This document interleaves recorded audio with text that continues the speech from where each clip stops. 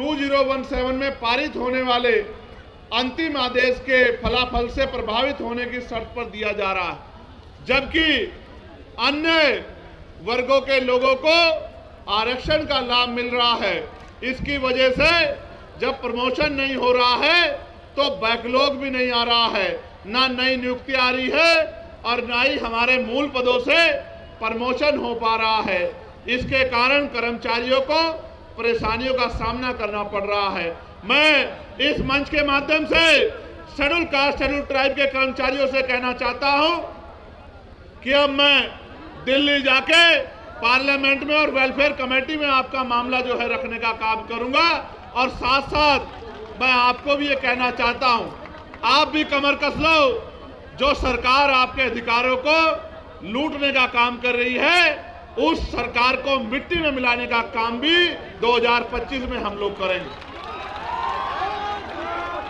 एक यहां बड़ी समस्या जो जमीन की है, भूमि सर्वे के नाम पे सरकार जो है, सरकार ने वादा तो किया था कि हम 3 डिसमिल जमीन देंगे, लेकिन सर्वे के नाम पे, जैसा मैंने आपको पहले कहा कि 14 अगस्त को हम लोग अंग्रेजों के अधीन थे, 15 अगस्त को आजाद हुए, लेकिन 14 अगस्त को अगर किसी पे 1 गज जमीन नहीं थी तो 16 अगस्त 1947 को भी 1 गज जमीन नहीं आ पाई थी।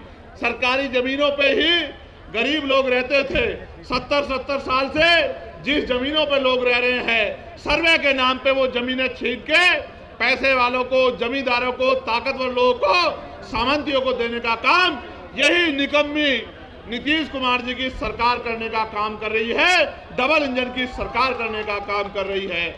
मैं सरकार को ये कहना चाहता हूं, अपनी बुरी मंशा से की जा रही इस योजना को सरकार तत्काल रोक के जमीनों के अधिकार को सुरक्षित करने का काम करे, वरना तो सरकार याद रखे, जल जंगल जमीन बचाने के लिए सरकार से हर तरह की लड़ाई लड़ने का काम हम यहां से लेकर दिल्ली तक करेंगे, और अपने लोगों की जमीन को किसी भी कीमत पे सरकार को छीनने हम लोग नहीं देंगे।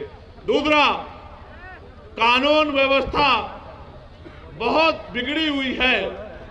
इसके लिए मैं सरकार से ये कहना चाहता हूं कि जो सरकार बहन बेटियों की रक्षा नहीं कर पा रही है, गरीबों, दलितों, पिछड़ों, आदिवासियों, मुसलमानों की रक्षा नहीं कर पा रही है, वो सरकार कानून व्यवस्था का ढिढोरा पीटना बंद करे। अगर आप रक्षा नहीं कर पा रहे हो मुख्यमंत्री, तो पद से इस्तीफा क्यों नहीं देते, कुर्सी छोड़ क्यों नहीं देते, कुर्सी खाली क्यों नहीं कर देते, क्यों कुर्सी चिपके हुए? इस तरह से तो सांप भी चंदन के पेड़ से नहीं लिपटता, जिस तरह से आप कुर्सी से चिपटे हुए हो।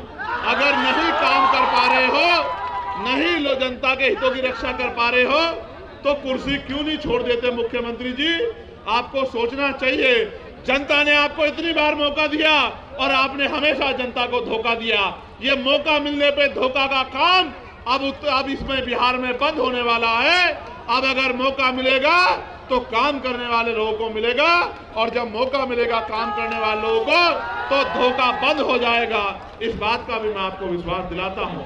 आप यहाँ आए, आपने इतनी बड़ी संख्या में यहाँ आके सरकार को चेताने का काम किया। मैं दोनों हाथ जोड़ के आपका धन्यवाद करता हूं। मैं ये मानता हूं,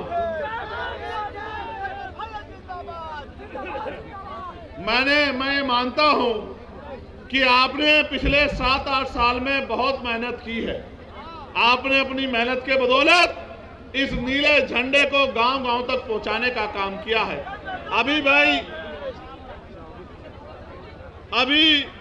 ददन जी भी कह रहे थे, जौहर साहब भी कह रहे थे, अमर ज्योति जी और भाई कमल वालिया जी भी कह रहे थे कि अब आपकी परीक्षा का समय आ गया है। आने वाले 8-10 महीने संघर्ष के महीने हैं। जिस तरह आज आप बड़ी संख्या में जुटे हैं, यहाँ से जब आप घर लौटेंगे तो चैन से नहीं बैठना, क्योंकि अधिकार मांगने से नहीं मिलते, अधिकार छीनने पड़ते हैं, और छीनने के लिए शक्ति बनानी पड़ती है। मान्यवर काशीराम साहब कहते थे, जिसकी जितनी संख्या भारी उसकी उतनी हिस्सेदारी। और उन्होंने ये भी कहा कि आरक्षण से लेंगे, एसपी डीएम वोट से लेंगे, सीएम पीएम।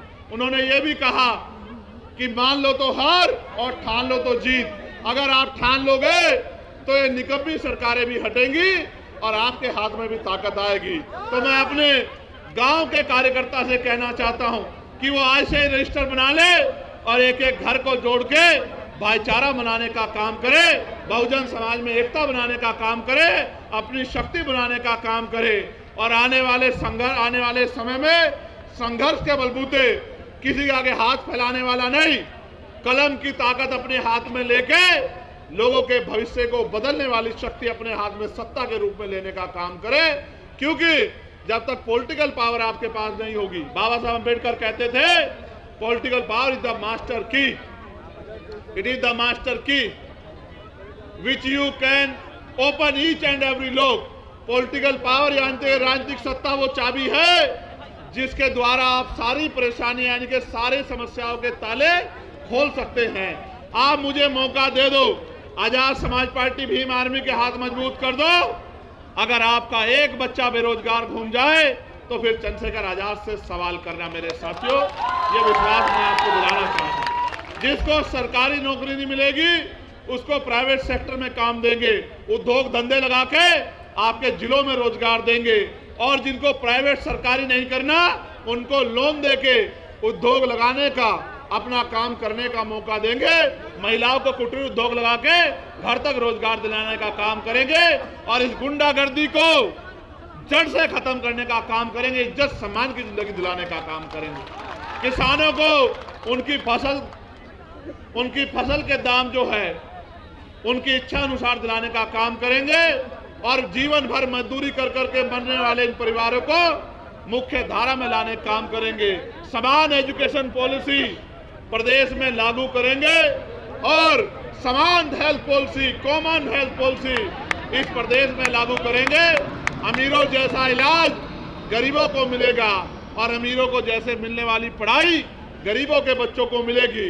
अपने बच्चों को अच्छी शिक्षा के लिए हर साल 1000 बच्चों को विदेश में पढ़ने के लिए भेजने का काम करेंगे और इस देश की सेवा करने का मौका देंगे। साथ साथ 2010 टोला सेवा संस्कृत बोर्ड के नाम पर अभी तक बहाली नहीं हुई है। कितनी समस्या बताओगे? मैंने आपको समाधान बता दिया है। हिम्मत करके आजाद समाज पार्टी भीम आर्मी के साथ खड़े हो जाओ, एक समस्या नहीं रहेगी और आप मांगने वाले नहीं देने वाले बन जाओगे। और जिन साथियों ने अपनी समस्याएं दी है, जो राष्ट्रीय स्तर की है उन पे राष्ट्रीय स्तर पे और जो प्रदेश स्तर की है उन पे प्रदेश स्तर पे मुहिम चला के संघर्ष किया जाएगा और आपकी मांगे पूरी करवाने का काम हम लोग करेंगे। बहुत बहुत धन्यवाद। जय भीम, जय भारत, जय संविधान, जय मंडल, जय जोहार, जय जवान, जय किसान। आप सबके लिए मंगल कामनाएं। धन्यवाद।